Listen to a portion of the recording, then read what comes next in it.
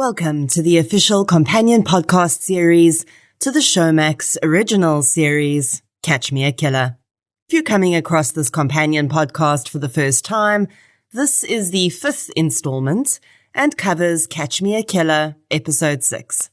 If you haven't listened to the other companion pods, or heaven forbid, started watching the Showmax original Catch Me a Killer yet, you need to do that first and come back. If you're all caught up and ready to go, let's do it.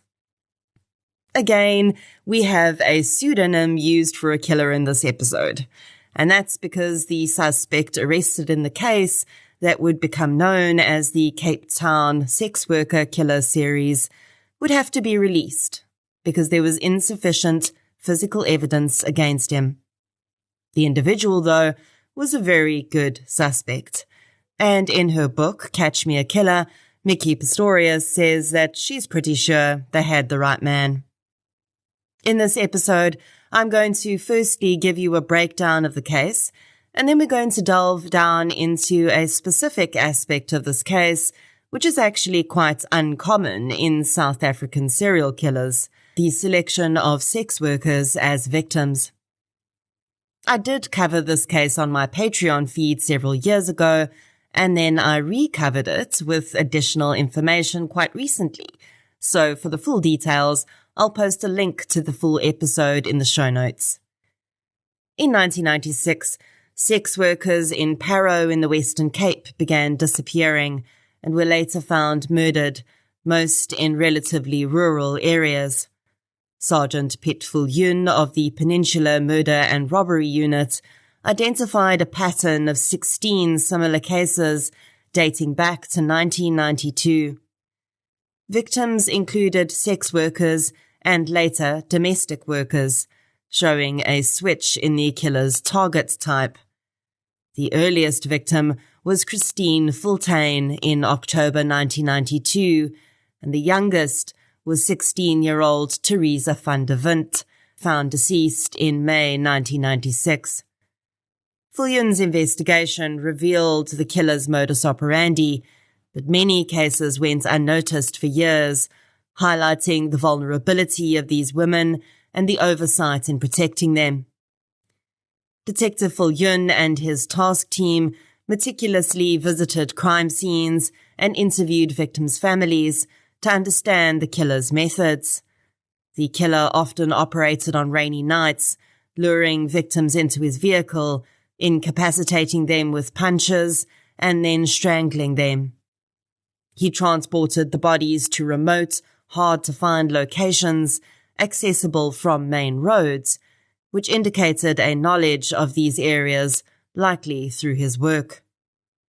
The killer staged scenes differently in an attempt to mislead police, which inadvertently created a signature in of itself.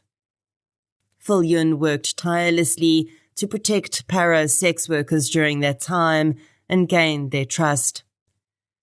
Detective Viljoen collaborated with the Sex Workers Education and Advocacy Task Force, or SWET, to take statements from sex workers in safe locations.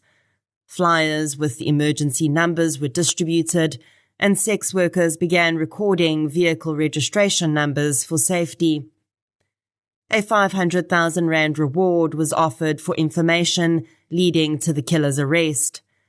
A key lead emerged from a victim named Gloria Samuel's case, which involved an elderly man with a blue bakkie, a history of impotence, matching descriptions from other sex workers. The suspect had a suspicious background, including claiming he'd had blackouts and amnesia.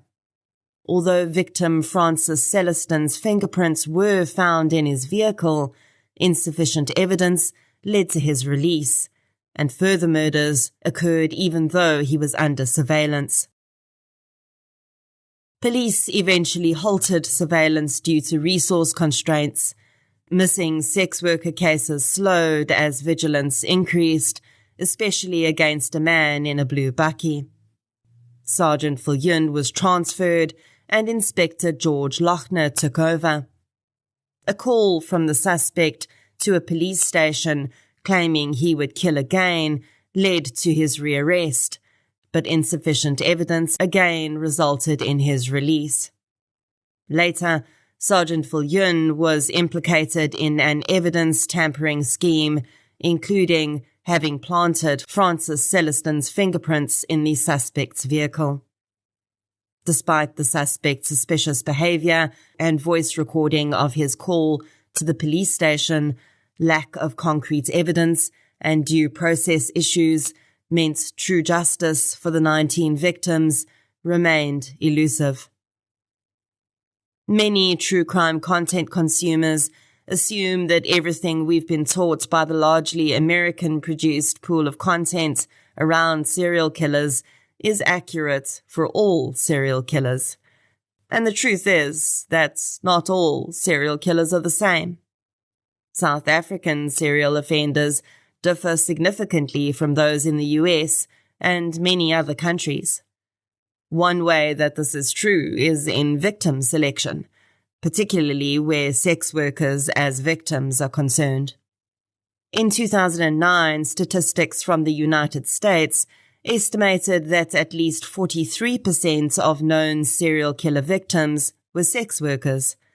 This number is also reflected in other countries with fewer unemployed or destitute people and a generally stronger economy. On the other hand, in countries like India and South Africa, sex workers do not constitute nearly as high a percentage of serial murder victims. In fact, there are only 3 or 4 series out of the multitude in our country that I can think of offhand that did solely target sex workers. This is very likely because a large portion of the population living in poverty is seen by serial killers as easy prey. While not all serial killers target at-risk individuals, they know that these victims are easier to lure and less likely to prompt immediate police attention. Sadly, the desperation around being unemployed and often destitute makes a very large portion of South Africans vulnerable to all types of crime, including murder. Historically in South Africa, serial killers who target sex workers have tended to be white males with stable jobs and their own vehicles. A recent exception is a young black male who was convicted of killing 6 sex workers in Johannesburg. Despite this, the trend remains. Killers that tend to kill sex workers come from resourced backgrounds, can afford to pay for sex, and have the means to transport victims. The other side of this, of course, is the question as to whether we really know how many serial murderers are targeting sex workers specifically. Between 2018 and 2019, nearly half of all sex workers who died in South Africa were murdered. 101 sex workers lost their lives in that time, with close to 50 being murdered. This raises the question of whether these were isolated incidents or the work of unidentified serial killers. Murders of sex workers often receive less police attention and are typically stranger murders, which are harder to solve. Investigations usually start with known associates, but in stranger murders, solving the case relies heavily on witness accounts and biological evidence, which can be scarce. Trust between sex workers and police is crucial for gathering information, and without suspects to compare DNA evidence to, solving these crimes is even more challenging. Whether or not there are other unsolved serial murder cases out there involving sex workers, we know for sure that there is at least one offender who sadly literally got away with murder, and at least 19 innocent victims who lost their lives simply while trying to provide for themselves and their families. If you haven't yet watched Catch Me a Killer, definitely head over to the Showmax platform right now. It is yet another truly incredible original true crime docuseries from Showmax that is a must-watch. I'll be back in the next companion episode of Catch Me a Killer to discuss another fascinating and terrifying killer on profiler Mickey Pistorius's radar.